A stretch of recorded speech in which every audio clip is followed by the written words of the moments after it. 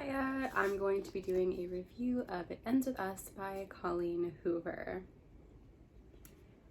So when I was thinking about how I wanted to structure this video, I didn't know what to do in a way that wasn't like super negative, because if I did pros versus cons, honestly my cons far outweigh the pros.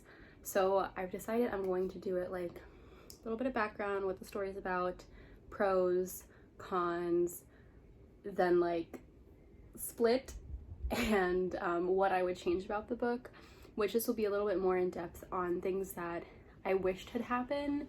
So it's kind of cons, but I'm trying to be like a little more positive than just saying I don't like something.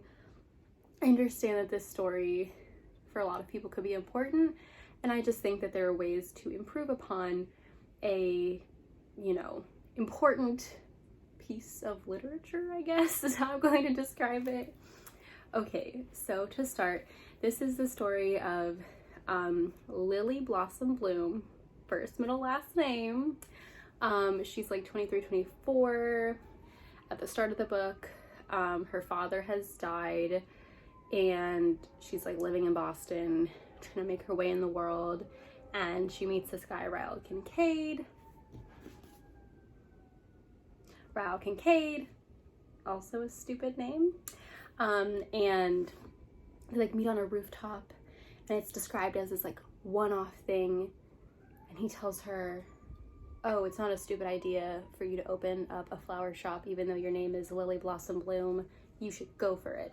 And then next chapter she does, but she doesn't like, she's not sticking around. They didn't exchange phone numbers, so she's just going about her life. And of course, as she's setting up her flower shop, some girl walks in, happens to be Ryle's sister, and from there, a romance with Ryle ensues. All the while, she is remembering her childhood through these diaries, and they talk about it's weird describing as like a relationship in a romantic sense. It does become that, but it's also about like a friendship that develops between this young boy named Atlas Corrigan, who they like kind of just brush off and call him like homeless, but he's like a child who was kicked out of his house, or an 18-year-old who was kicked out of his house. So he is homeless, but I feel like there's like an asterisk to that, you know what I mean? So that's sort of what the book is about, but a very big premise that I think should have been maybe included on the kind of like description on the back of the book is that this is about abusive relationships, and yeah, kind of why people stay, the excuses they make. I don't think it does a good job of being about that, but it is ostensibly about that. Let's get into the pros for this book. Pros, I think that the subversion of classic romance is really good. I'll be totally honest, I don't like romance, and I don't like romance because I think it's really hard to make a book that's just about, wow, you're like really funny and I like you, interesting. Like I don't care about that story. Like romance can be a good subplot to me, but when it's the main thing that I'm reading a book for, I get really bored. So by subverting the standard romance, I think it had the potential to be far more interesting than romances had the potential. Another thing I like about this book is that, this is kind of spoilery, but not really. It does not have this like, walk away, I'm gonna push you out of my life and never come back, and you're never gonna be like, like one of those moments where someone is just kind of cut off completely. And I think that's a good thing because it's really realistic. We often don't just get to excise people that have been bad to us in our lives. Like they still have to stand around. So I did think that was a good thing. Okay, the other element that I liked, it was called the Ellen Diaries, and I thought that the premise was very cute.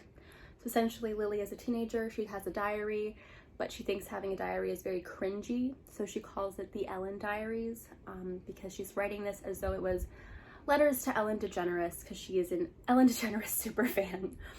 When I picked up this book, I would have never thought that Ellen DeGeneres would have been mentioned more than twice. Like, that would have been insane to me. She is mentioned throughout out. She is a fixture of this novel. It's like what is it? Is it Chekhov? Where it's like if a gun is introduced in Act 1, it must be used by Scene 3. You know, there's Chekhov's gun, there's Hoover's DeGeneres. If Ellen DeGeneres is mentioned in Chapter 3, she damn well better be mentioned in Chapter 25. Like, it's so funny to me that Ellen DeGeneres is a not insignificant character in this book. Like, that's amazing. Especially like with Ellen DeGeneres' turn in the public eye recently. It's so funny. They're my favorite part of the novel, not because it's adorably cringy, but because it's one of the few instances where I really feel like Lily as a character has a lot of reflection. She's talking about her feelings, her thoughts. It's not just like action after action after action. It's, you know, pause.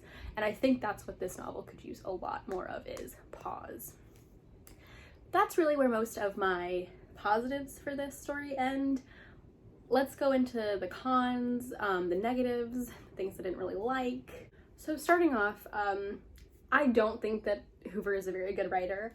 For example, with the Ellen Diaries, I genuinely think Hoover was worried that you would forget that the Ellen from the Ellen Diaries is in fact Ellen DeGeneres of TV, comedy, lesbianism fame. Like, she had to remind you every single Ellen diary until like diary entry 15 that Ellen is Ellen DeGeneres and Lily is a super fan, and she does this by telling you, oh my god, Ellen, I watched your show last night, it was so funny, Ellen, you should have this guest on, Ellen, you should have this, Ellen, you should have that. And like, at some point, I think it's trying to be funny, I think it's trying to give some personality, but it's useless to the story. Like, we get it, she's a fan of Ellen DeGeneres. You don't have to keep whacking us upside the head with the fact that, like, we get it, Hoover, it's fine, take a step back. The other thing that she'll do is she'll repeat the same sentence over and over again, just slightly differently, and I think it's supposed to be funny. Like, I think she thinks she's being funny, I think she's being really redundant. And it was like a perfect example of an author who tells you but doesn't show you. For example, Lily is really into Scrubs. So when Ryle Kincaid, who by the way is a neurosurgeon, I forgot to mention that, his character is a lot. We'll get to him. Like, he's wearing his scrubs, and she's like, ooh, did I mention that I find scrubs so sexy? His scrubs were super turning me on. I just hope he never takes them. Like, we get it. You don't have to say it 3 times over. I realized I just said something 3 times over, but it was really frustrating and felt like the book just wasn't edited enough. And I wanted to take a red pen and just kind of mark through those spots because it was infuriating to me to read the same sentence over and over and over again. Oof, what else? The other thing, as I mentioned, like the Ellen Diaries being the place where there was so much reflection, it felt very annoying to not get that reflection in the rest of the book, to not really have these like long moments of pause. And when they did happen, they were so quick and over with, and there was a new action item happening right afterwards when she was kind of reflective, that I just didn't feel like I understood why Lily was making some of the decisions she was making. And I think in a book that talks about abuse, the thing that, like, we as a society, all of the societies out there, right, we struggle to understand why women stay in abusive relationships. So if you're writing a book about a woman who is in that situation, I think it's very important, and there's a responsibility as an author to make sure you're giving a lot of time to explain, why does this character feel the need to stay? What is important about staying for her? And I thought it was frustrating to not get that as a reader. It annoyed me, quite frankly. It annoyed me. And the mother in this book is so rarely involved, and I feel that if I was writing this book, I would have absolutely had moments of the mother being heavily involved and having these Lily having these conversations with her mother, because her mother also suffered abuse at the hands of Lily's father. And so it would have been really nice to have this juxtaposition of a woman that Lily viewed as having stayed with a bad person, and then Lily having to justify why her relationship was really different. And I think seeing a conversation in between an inner monologue, like with the two of them, would have been really powerful, really poignant, And would have answered some of those questions of why does Lily think that her relationship is different, other than just like, oh, he might, like, Ryle is so clearly different from my dad. Like, why? Give me more. I also, I also feel like Lily is a character outside of abuse from her father and then from her relationship. There are no other conflicts. Like, literally every other thing in her life just kind of seems to work out perfectly. Like, she's young, she finds a relationship with a neurosurgeon. Like, she decides to open a business and it does amazingly. The first day she's opening her business, she gets an employee who, like, does not care about their salary because they're secretly wealthy. This is Alyssa. I'll talk more about her later. Like, she meets Alyssa, who ends up being Ryle's sister, and Alyssa doesn't really want a job. She's just bored, so she gets some job to entertain her, but secretly, not so secretly, she's really, really wealthy because of her husband. And so, like, it's alluded to the fact that Alyssa has never cashed a check from working, which is just freaking ridiculous to me. And of course they have, like, the most amazing apartment, and, like, they can just spend all this money, and it just, I really think that Hoover was so sad about not giving Lily this, like, perfect love story, that she felt like everything else in Lily's life had to be completely perfect. And it made for a much more boring story. It made for a story that was also much less realistic. And yeah, like, there's literally one conflict really in this story. And that's just, I think if you're gonna tell a story like this, there's so many more things. And I was like, wait a minute, what about that? What about that? What about that? Why is that not being mentioned? And it frustrated me a lot. Yeah. Okay. I'm trying to think about what else I would say about this book outside of, like, getting into what I would change, but I think a lot of the stuff now is, like, what I think needs to be adjusted. So I'll leave it off here. I don't think this is, like, I don't want to say it's bad. Like, I think it had the potential to be a really good story. And I think as a reader, I'm almost like, I don't want to say gaslighting myself, but I'm like, I'm in this really twisted place of, like, I can imagine why a character would make the decisions that Lily made. I can imagine XYZ thing happening behind the scenes. And so I feel like I'm a creative reader. I can answer my questions with my own storyline, but I'm frustrated because I don't know the story completely that Hoover was trying to tell me. I feel like there are certain things that, if that was the case, like, if my imagination is correct, Hoover should have just said it in the story. And I question why that wasn't included, which is why I wanted to structure this by, like, providing changes. Because, yeah, like what is this? why weren't these things included? So yeah, spoiler-free version ends here. I don't like the book. I'm sure there's better books about this topic out there. Okay, now that everyone who doesn't want to be spoiled, which is not even going to really be spoilers, it's just going to be, like, soft spoilers, right? This is what I would change about this book. So first of all, to me, there's so many red flags about Ryle. There's so many things where I was like, ooh, he's going to be manipulative, he's going to be this, he's going to be that, he's going to be, like, super problematic.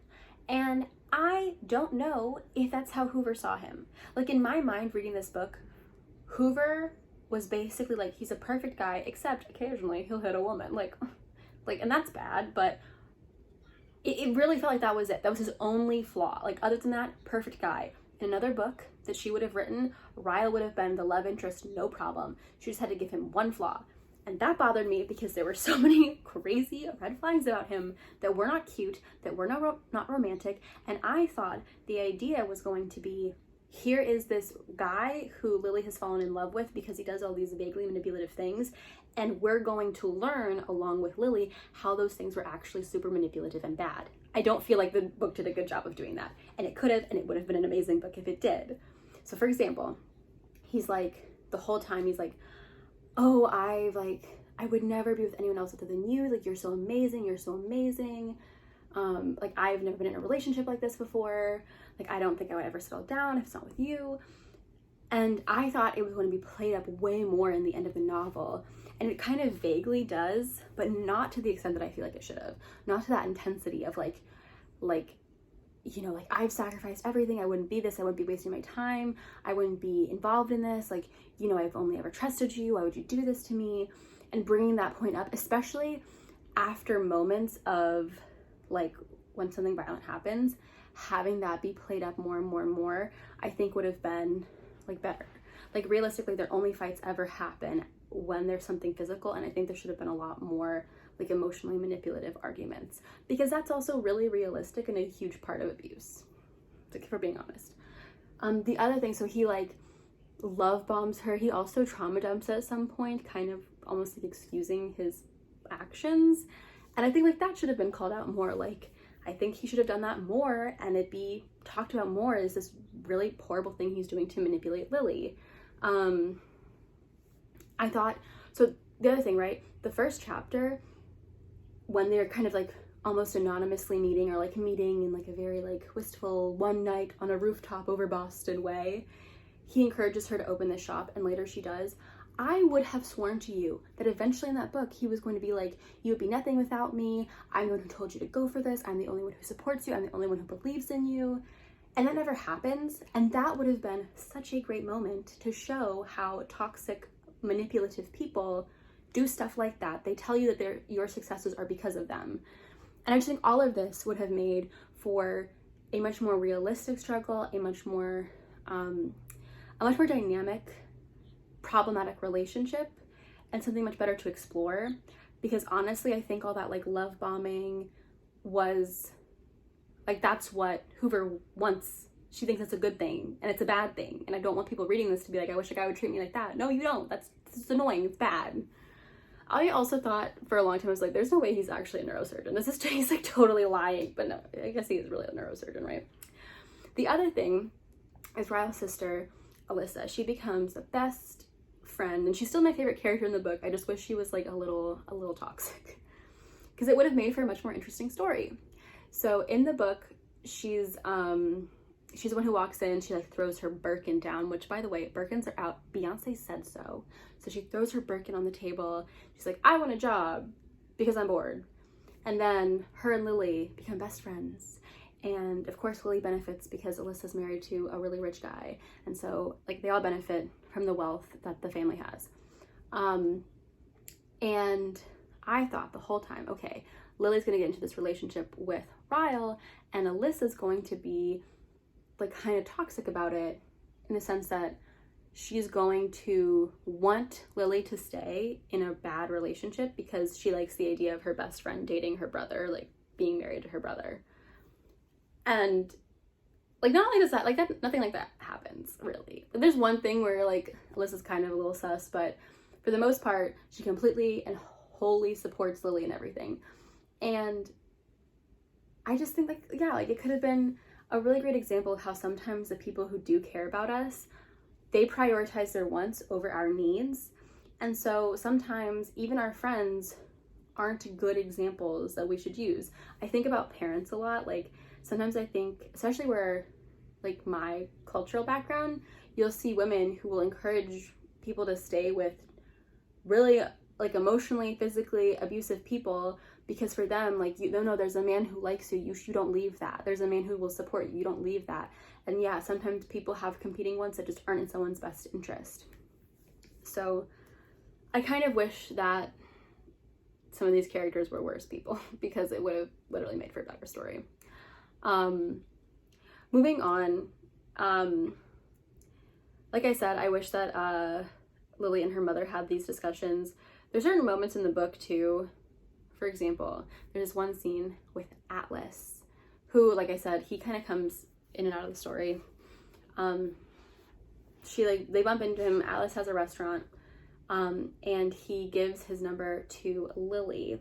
And later in the story, we learn that Lily has actually memorized this number, which thankfully she has memorized it, because Ryle has done something very violent to her. Like, he has really hurt her, and she needs to leave. Now, we learn in the story, at the time she is calling Atlas, that she has memorized this number. And I think that was like a bad reveal. And it would have been much better if when Alice had given her the number, the story was like, okay, here's this number. And she's like saying, I don't need this number. I'm not going to remember this number. And then as she's saying all these things to her, we see like in italics, like, I don't know, 1, 2, 3, 4, 1, 2, 3, like 1, 2, 3, 4, 5. And we see her actually like memorizing the number at the same time telling herself she's not going to need the number, because I think that would have shown like she does have an intuition. She does know that this is wrong, but she's like that she's being treated poorly and she's being hurt and abused, and that's wrong. But she's still making excuses. And I think stuff like that, having those two minds at the same time, would have been really, really important, really good, and made the story more interesting.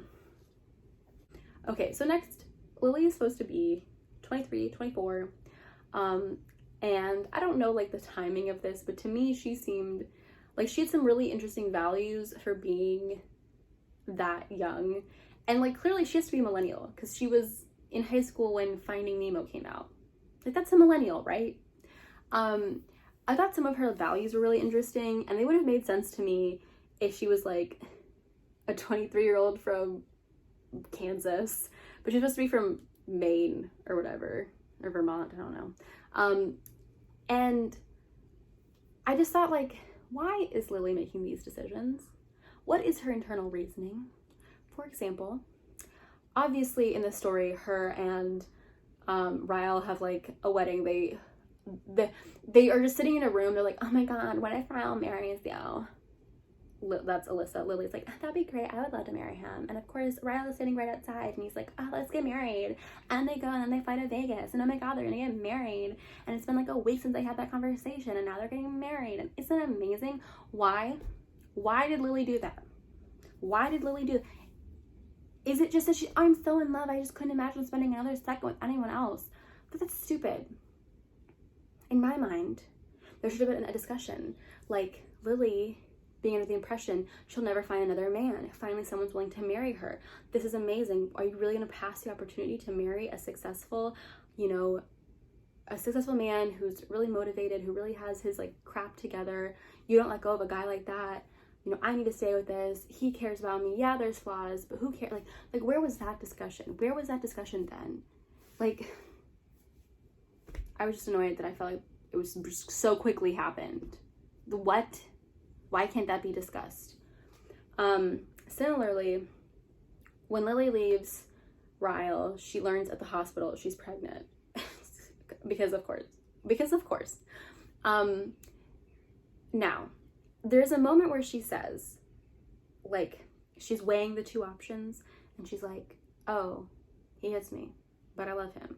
Now I have a child. Do I raise my child in a broken home, or do I raise my child without this like example of abuse?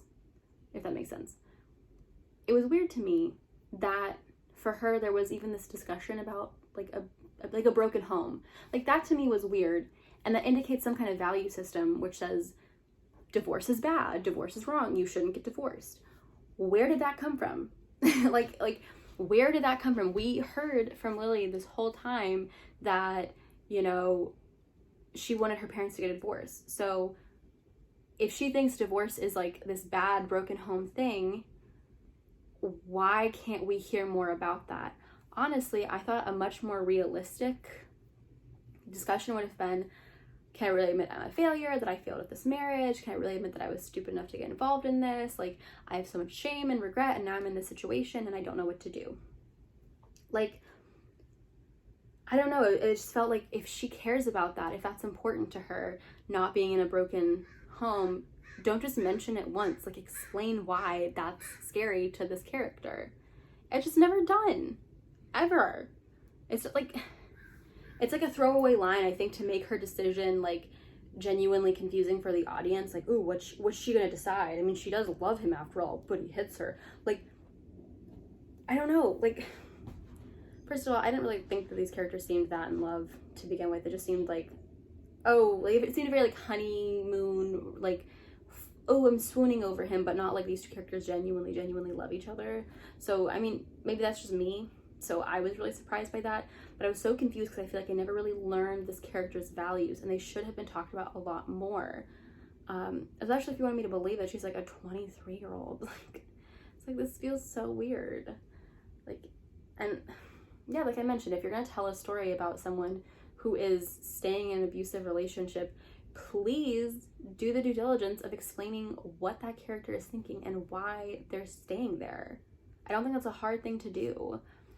The other thing that really frustrated me about this novel, and honestly was made worse by the author letter. I was doing this book as a buddy read with another friend, and that friend was like, the author notes really made me like the book more and really improved my views of the book. I had the opposite opinion. To me, the author notes kind of made the book worse because, okay, it made me like the fact that Colleen Hoover wanted to write this book. Like, I think her reasoning for wanting to write this book, to write a story for her mother, like, I think that was good. But I dislike the fact that Colleen clearly understands, she clearly understands that, like, abuse is this really complicated topic. She talked about how her own family had to deal with poverty after leaving an abusive situation.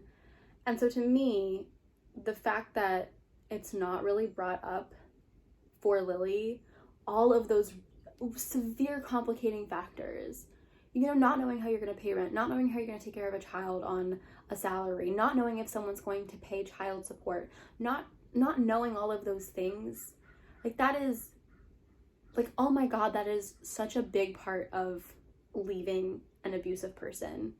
There are so many fears people have, and the idea that it was just kind of not brought up, even though, like, how do you get divorced? How do you get divorced? What was there a prenup? Was there a postnup? You got married in Vegas. What are the legalities of that? Like that is scary. Like, divorce is hard. And it's not just hard because people love each other and they're leaving someone they love. It's also hard because it's complicated. Oh my, I just think about the people I know in my life who've had to deal with this stuff, and the idea that those nuances just weren't discussed, that wasn't brought up as part of it, kind of hurts me, because those are the stories that you hear from people. Like, I don't know, I'm just like, I think all of these things, like I say, I kind of keep coming back to the fact that this could have been a really complicated story. This could have been a dirty, gritty, slimy, disgusting story about how hard it is to fall in love with a person who treats you like crap, and then how difficult it can be to leave, and how embarrassing it can be to admit that even though you knew what the warning signs were, you ignored them because you liked someone. Like, that is a hard story to write, and it is a hard thing to live through. And so to see how this story tried to kind of make it like the Disney Channel version of being in an abusive relationship hurts me. And I respect that this woman as an author, I respect that Hoover probably didn't want to write a hard story. Like, in her author notes, she says that she writes these like low-key, not too serious stories. But maybe this is the one where you really focus on how serious it is. Maybe this is the one where you actually don't back down. I think she likes Lily as a character, and I think she likes Ryle as a character, and she doesn't want to make this a bad story for them. But I think, as an audience, I think people deserve to hear all of those really hard things.